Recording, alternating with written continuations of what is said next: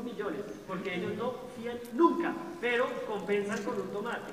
Y si yo no le fío, pero si usted me compra esto, entonces, ¿qué papá? ¿Tú te llevas eso y yo te doy 3 tomates de esos, y los más rojitos te los doy a vos.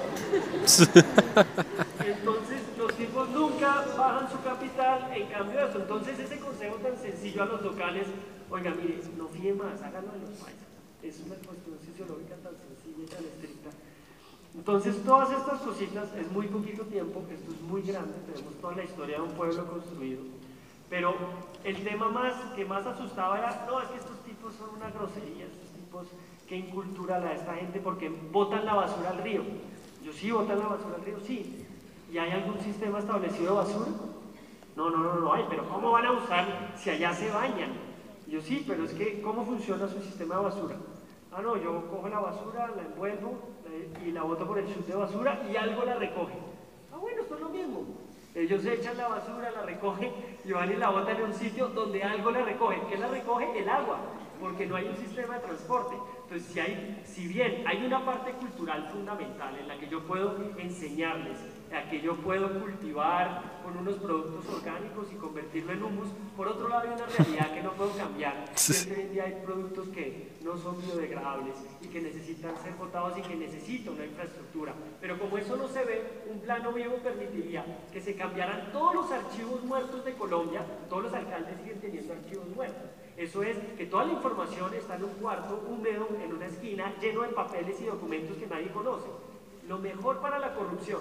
Entonces llaman y dicen, voy a hacer un levantamiento topográfico de no sé cuántos predios para poder hacer un proyecto. Y en Bogotá el funcionario, ah, bueno, sí, qué bueno.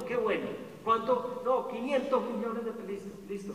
Resulta que hay unos planos de 1956, porque pues el terreno no se mueve, por allá apilados en el archivo muerto, lo sacan, ponen un chino que lo pase a digitalización, el que se fue a Bogotá a hacer un curso, ¿sí? de dibujo, lo pasa, cobran la plata y eso. Entonces, mire, lo que nos está pasando es que realmente no conocemos el país, pero además no tenemos una fuente real, actualizable y contemporánea para conocer nuestros pueblos.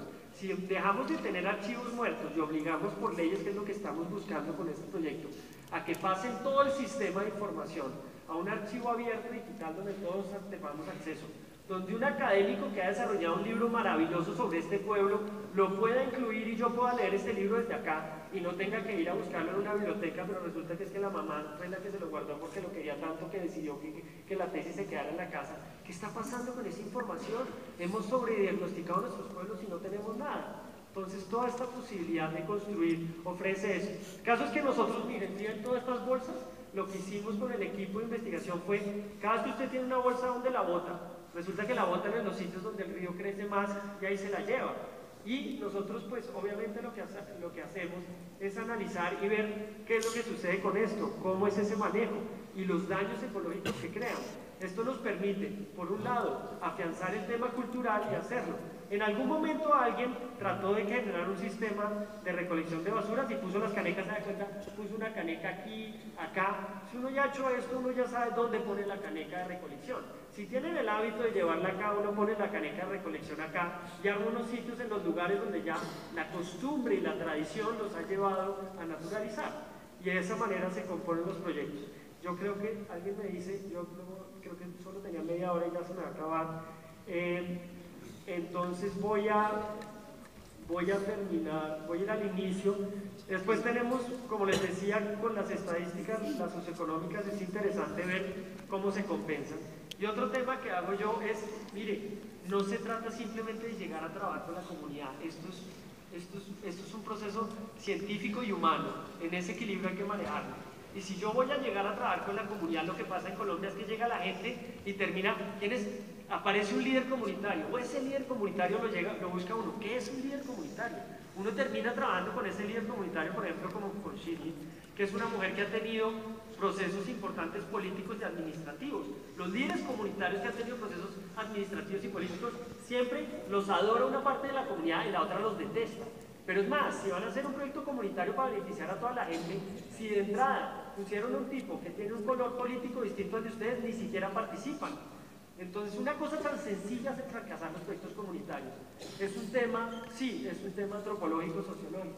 Como decían cuando le dicen, no, bueno, pero zapatero a tus zapatos. No, zapatero a sus zapatos no, yo no creo en la especialidad. Yo creo que todos, la mamá y mi mamá a mí me enseñaba todo, a ir por la ropa, a recogerla, a hacer lo otro, y cuando tenía dudas le preguntaba al especialista. Preguntaba, papá, ¿cómo es que se tiende bien? ¿Cómo es que uno no chasquea, abuelita? ¿Cómo? O sea, uno tiene la responsabilidad, sí, de ir a la especificidad. Estamos en un mundo tan complejo donde todos tenemos que ir a la especialidad, pero no sin desconocer la totalidad. Y debemos hacer el mayor esfuerzo por enlazarnos. Y cuando alguien trata de abordar otro campo, no nos debemos dar un hachazo. Todo lo contrario, debemos darnos un abrazo, porque es el momento en que uno manda un brazo a la antropología y otro a la sociología, y lo que espera es que de vuelta lo jalen a uno, porque uno tiene la posibilidad de aproximarlo a la arquitectura y al urbanismo, y el otro al otro lado. Me parece que estos temas tan sencillos, pero viviendo con comunidades, encontré que todas las comunidades lo que llaman líderes comunitarios. Los líderes comunitarios, los líderes humanos no existen. Son simplemente las personas más queridas del lugar. Así es sencillo. En las familias, en las empresas, en todas partes siempre hay gente, hay uno que es el líder, que si uno pone a ese tipo enfrente es todo potenciador, no almuerza y trabaja hasta las 4, entonces buenísimo, porque ese tipo es un ejemplo de cómo se debe trabajar hasta las 3 de la mañana sin descanso. Pero hay unos líderes humanos que son la gente que todo el mundo tiene. ¿Cuál es la particularidad? Que ellos manejan la alteridad como fondo, la alteridad, el conocer al otro, el respetar al otro desde los... Entonces siempre hay, bueno, doña Dorita me invitó a una fiesta, ¿qué mami? Pero ¿cómo no voy a decir doña Dorita? Doña Dorita es un amor, es un alma de Dios, es la vieja más buena del mundo. Eso está en todas partes. Entonces yo me digo, si descubrimos, no solo los líderes comunitarios, nos entendemos desde su historia, sino comprendemos a los líderes humanos, que son las personas más queridas, si entendemos su fondo, podemos empoderarlos. No me gusta la palabra empoderar, yo diría que es más, tengo que buscar algo, esa sí no la he buscado, pues tiene que ser algo como lo contrario, a darle poder, a entender que finalmente es una reflexión conjunta y un permitir que los demás participen, definitivamente lo que hace que estas cosas funcionen. Pero cuando empecé a trabajar y a darle la oportunidad a los líderes humanos de que lideraran procesos, se generó algo muy, muy interesante.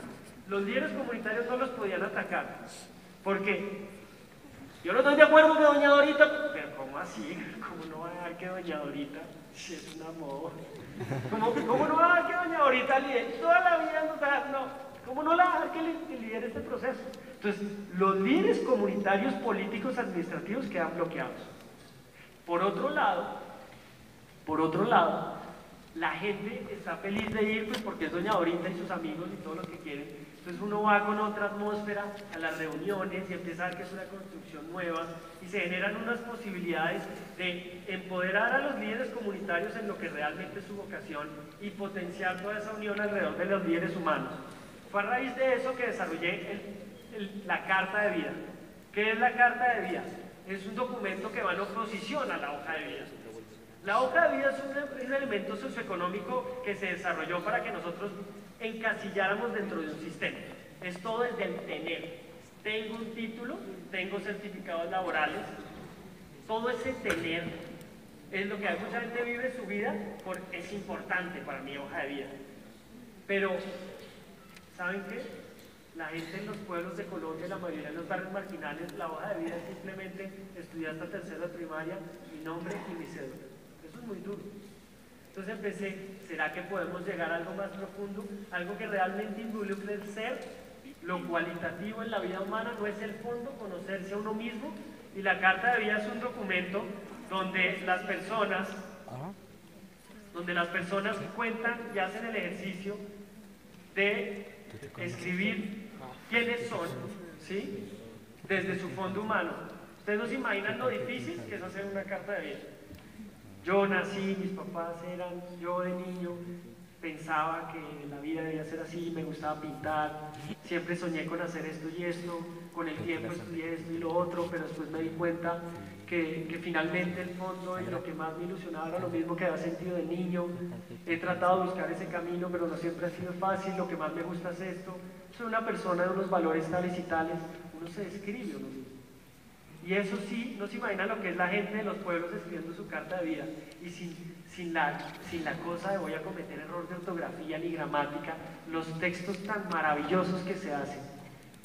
Y yo quisiera, el ejercicio que he hecho con los planos vivos, es pedirle a las personas de la comunidad que escriban su carta de vida, que cuenten quiénes son, porque cuando usted lo lee, tiene la parte del ser maravilloso. Y entonces aparece todo lo que no aparece en una estadística del tener. ¿Usted tiene educación? No tiene. No, ¿cómo vamos a trabajar con esta gente que no tiene educación? Pero cuando la persona empieza a contar, como desde la etnografía, mire, brutal. Yo no tengo educación formal, tengo una carencia educativa, pero culturalmente mi papá me llevaba todos los días desde las 3 de la mañana a trabajar en el campo y yo soy un gran agricultor. Mi tío era mecánico y yo era el ayudante y me ponían de ayudante y yo sé tales cosas de mecánica. Y la señora dice yo sé de costura y el otro de no sé qué. Toda esa información, somos un país de curiosos y de talentosos. Y ese es el potencial que debemos aprovechar. Y si no aparece en los esquemas de lectura y en las líneas de base, porque no tenemos ni idea del potencial que tenemos.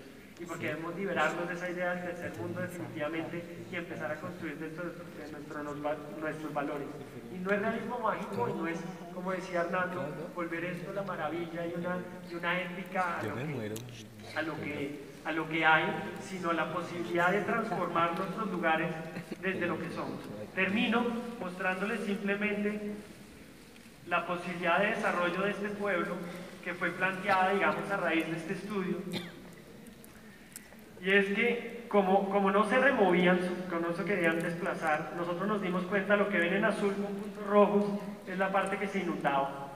Y entonces, a mí me han llamado inicialmente para que proyectara unas viviendas que son de este barrio en este lote. Y yo les pregunté, ¿en qué lote y por qué? Ah, no, porque es el lote que hay, el que dio el alcalde. Esto es una belleza, pero así se desarrolla nuestro urbanismo. Y del lado supuestamente del urbanismo del deber ser, no de la persona que hace su casa, toma un terreno y la autoconstruye, no, el lote que hay, ese es el que utilizamos y sobre eso construimos. Pues resulta que este lote, después de hacer toda la investigación, era el que me permitía articular el único terreno alrededor del cual yo podía desarrollar una nueva idea de centro, que viene unida a un proceso que vengo construyendo hace muchos años, y es el cambio de la estructura de nuestros pueblos. Nuestros pueblos, tantos años después de la colonia, sigue siendo nuestro centro una plaza, una iglesia, de la época de la libertad de credo, y la casa del gobernante. La casa del gobernante es el espacio más importante. ¿Sí? ¿Por qué? Yo hace muchos años viviendo en las comunidades con indígenas, cuando renuncié a Harvard, mis familiares me dijeron, no, lo perdimos, realmente se nos volvió un hippie. Eso es un verdadero problema. Realmente eso hubiera sido lo más feliz. Un problema maravilloso en taller. Para corcharlos en taller. Me empezaron a llamar. Estaba muy cómodo en el cuento del raro que se va a vivir con las comunidades, pero me trajo este otro reto, el de empezar a abrir un poco más mi trabajo. Y la pregunta era, ¿será que podemos